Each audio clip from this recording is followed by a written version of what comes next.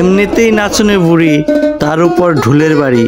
শৈশব আর বৃষ্টিতে ভেজা সে যেন জীবনের সাথে এক গভীর সম্পর্কের মিতালি।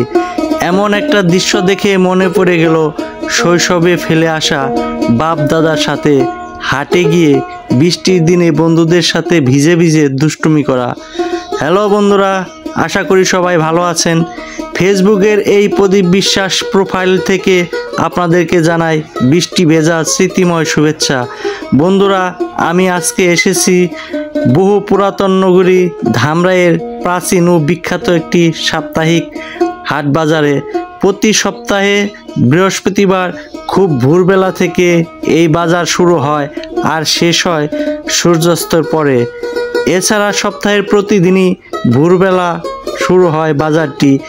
এই বাজারটি বহু পুরানো একটি বাজার বা বন্দর হিসাবে পরিচিত।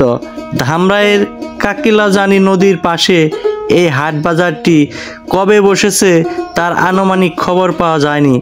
প্রধান অর্থকারী ফসল পাট ও খাদ্যশস্য, ধান, পাট, সরিষা, ভুট্টা সহ সকল প্রকার ফসল কেনাবেচা চলে এই হাটে। হাট বাড়ে গৃহস্থালী থেকে শুরু করে সাংসারিক সকল প্রকার নিত্য প্রয়োজনীয় জিনিসপত্র কেনাবেচা চলে বৃহস্পতিবার সারাদিন।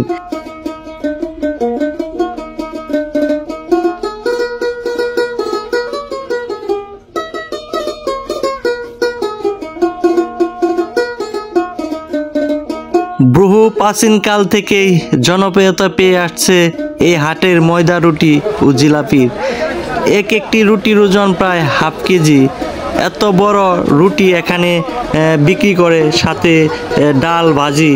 এই ঐতিহ্যবাহী খাবারগুলো খেয়ে যায় এই স্থানীয় লোকেরা এবং এই রুটির বেশ চাহিদাও রয়েছে এই স্থানীয় লোকের কাছে।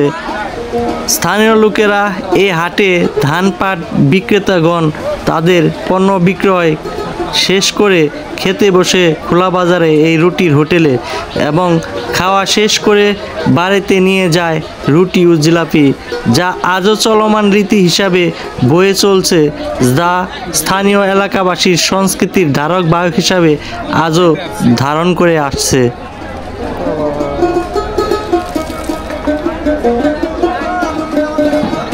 আপনারা দেখতে পাচ্ছেন যে চিত্র, এটি হলো এই স্থানীয় হাট বাজারের যে রুটি খাওয়ার ভিড়, সেই ভিড় আপনারা এখন পরিলক্ষিত করছেন।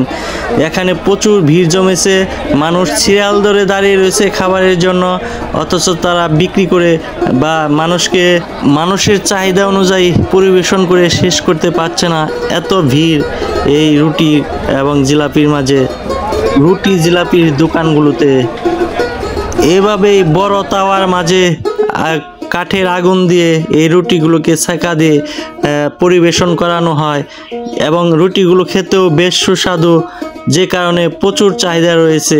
এই বৃষ্টির মাঝেও প্রচুর লোকের চাহিদা রয়েছে এই রুটি, জিলাপি, মিষ্টি।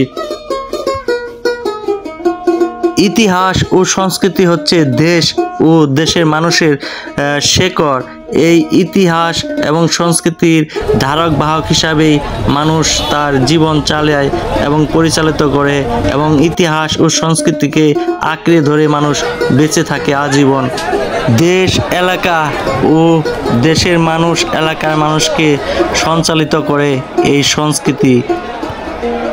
এছাড়া বিখ্যাত এই হাটে গরু, ছাগল, ভেড়া, হাঁস, মুরগি, কবুতর ক্রয় বিক্রয়ের জন্য খুবই পরিচিতি ও জনপ্রিয়তা রয়েছে এই হাটের। সারা দেশের মানুষের কাছে গ্রহণযোগ্যতা ও জনপ্রিয়তা রয়েছে সমানভাবে। ইতিহাস, সংস্কৃতি হচ্ছে ওই এলাকার পরিচিতি, ওই এলাকার আদর্শ।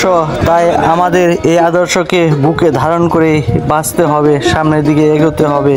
কালামপুরের হাট থেকে আপনাদের কাছ থেকে বিদায় নিচ্ছি।